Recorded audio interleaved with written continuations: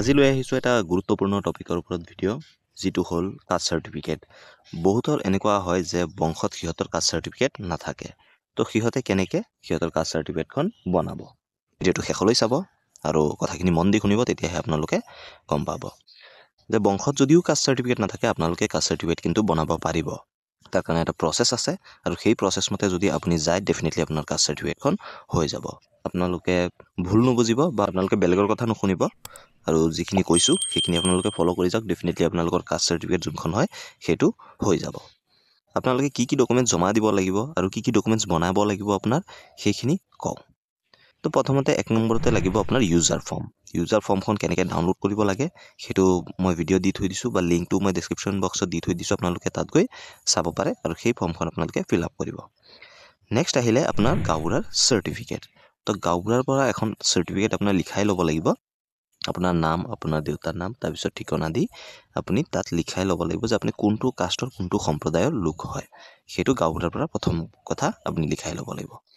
তাৰপিছত আপুনি আপোনাৰ যি ডকুমেণ্টছ আছে ID প্ৰুফ, এড্ৰেছ প্ৰুফ, সেইকেইটা দি আপুনি এখন এফিডেভিট কৰাব লাগিব কোৰ্টৰ পৰা। এফিডেভিটত আপোনাৰ মেনশ্যন থাকিব লাগিব যে আপুনি কোনটো কাষ্টৰ হয় আৰু কোনটো সম্প্ৰদায়ৰ লোক হয়, সেইটো এফিডেভিটত মেনশ্যন থাকিব। আৰু সেই এফিডেভিট লৈ আপুনি আকৌ যাব লাগিব ডিষ্ট্ৰিক্ট, যিটো আপোনাৰ কাষ্ট হয় SC হ'লে SC বা OBC হ'লে OBC, ST হ'লে ST, সেইটো এছ'চিয়েশ্যনত যাব লাগিব।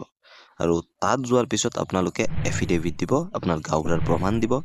এই দুটা ডকুমেণ্টছ দিয়াৰ পিছত আৰু আপোনাৰ ID প্ৰুফ দিলে সিহঁতে এখন ৰিকমেণ্ডেশ্যন লেটাৰ আপোনালোকক দিব। এই এনেকুৱা ৰিকমেণ্ডেশ্যন লেটাৰ আপোনালোকক দিব আৰু সেই ৰিকমেণ্ডেশ্যন লেটাৰ যিটো হয় সেইটো পোৱাৰ পিছত আপুনি আপোনাৰ ইউজাৰ ফৰ্ম ফিল আপ কৰিব, ভালকৈ সাৱধানে ফিল আপ কৰিব।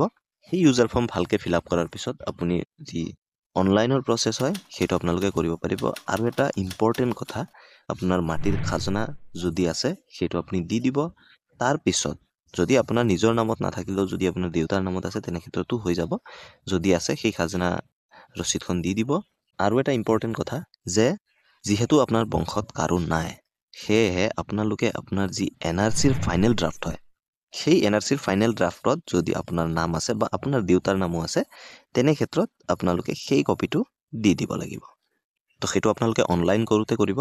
আৰু যদি ইন কেছ আপোনাৰ NRCৰ ফাইনেল ড্ৰাফ্টত নাম নাই বা আপোনাৰ NRC হোৱা নাই কিবা এটা কাৰণত, আপোনালোকে কিন্তু 65ৰ যিকোনো এখন কাগজ হ'লেও হ'ব, মাটিৰ কাগজ হ'লেও হ'ব বা বেলেগ কিবা ডকুমেণ্টছ হ'লেও হ'ব, আপোনালোকৰ হয়তো আপোনাৰ দেউতাৰো হ'ব পাৰে বা আপোনাৰ ককাৰো হ'ব পাৰে।